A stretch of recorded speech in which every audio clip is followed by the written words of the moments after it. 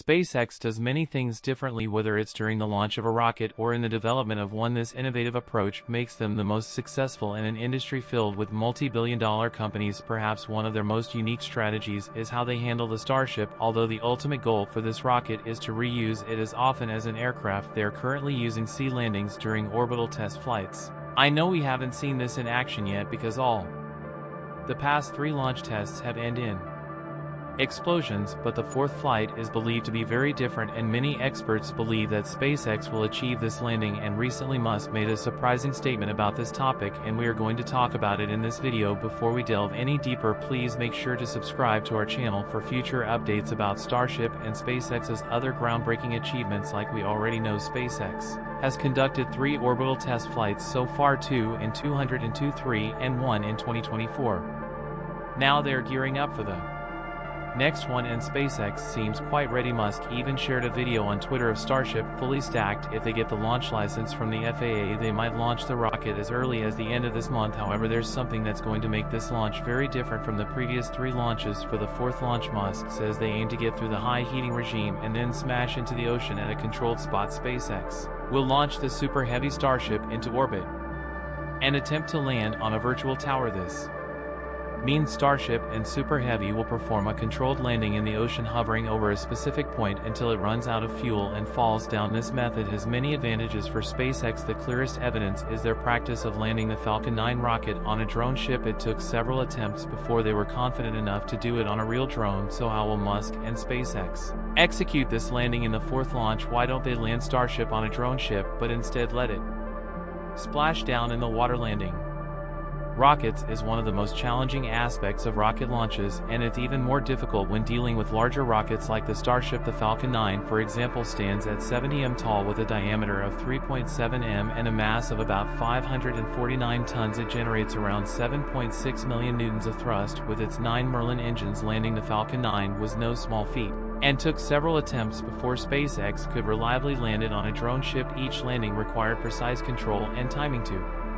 ensure the rocket touched down gently without toppling over or crashing. Falcon Heavy, which is an even more powerful rocket, combines 3 Falcon 9 boosters, making the landing process even more complex. The Falcon Heavy stands at 70 m tall and has a diameter of 3.7 m, but its first stage consists of 3 boosters, each needing to land safely either on drone ships or back at the launch site. The combined thrust of Falcon Heavy's 27 Merlin engines is 22.8 million newtons, and managing this immense power during landing was a significant engineering challenge. Each booster had to perform precise maneuvers to ensure a safe return. Now consider the Starship. This rocket, including its Super Heavy booster, stands at 120 m tall, has a diameter of 9 m and a mass of about 5,000 tons. It generates a staggering 72 million newtons of thrust with its 33 Raptor engines, which is a colossal increase compared to the Falcon family rockets. The sheer size and power of Starship make landing exponentially more difficult. The Super Heavy booster alone is as tall as the entire Falcon Heavy rocket. The payload capacity of Starship also highlights its massive capabilities. While the Falcon 9 can carry up to 22,800 kilograms to low Earth orbit, Starship can carry up to 150,000 kilograms to low Earth orbit and more than 21,000 kilograms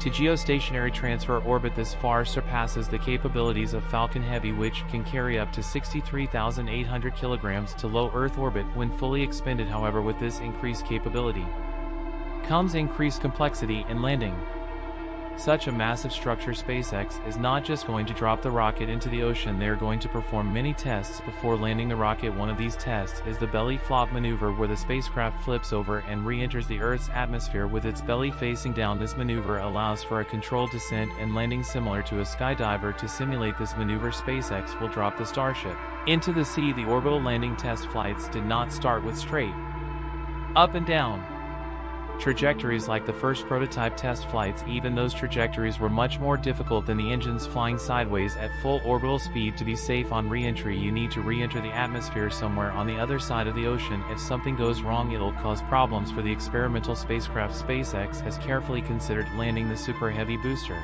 in the Gulf of Mexico. The rocket's flight path over the ocean ensures all debris will fall into the water. If something goes wrong, the final Splash Point is a safe distance in the Indian Ocean. Although this location is not under US jurisdiction, this method is the best way to ensure human safety and increase Starship's success rate. The belly flop maneuver involves the spacecraft using its large surface area to create significant atmospheric drag, slowing down its descent without using much fuel. The Starship has a sprawling surface area of 545 square meters on its windward side, which acts as a brake during descent, reducing its terminal velocity significantly during the belly flop maneuver. Starship's engines draw propellant from header tanks to avoid propellant settling on the belly side of the rocket due to atmospheric deceleration. This ensures the engines have a steady supply of fuel even as the rocket falls belly first through the sky. Another reason SpaceX avoids catching Starship midair with Mechazilla is to protect the ground infrastructure. Starship is still experimental and needs more tests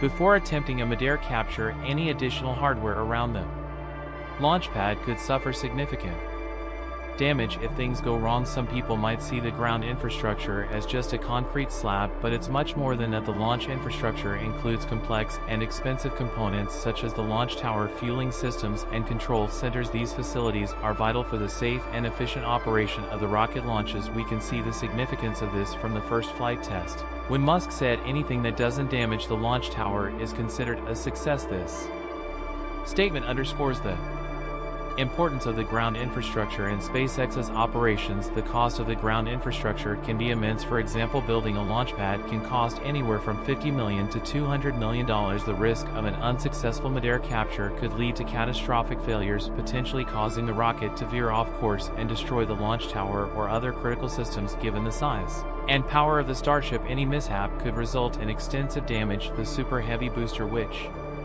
is part of the Starship system, alone stands at 70 m tall and generates 72 million newtons of thrust. And that's all for today's update. If you enjoyed watching and found it useful, please make sure to subscribe to our channel and hit the like button. Thanks for watching, and I'll see you in the next one.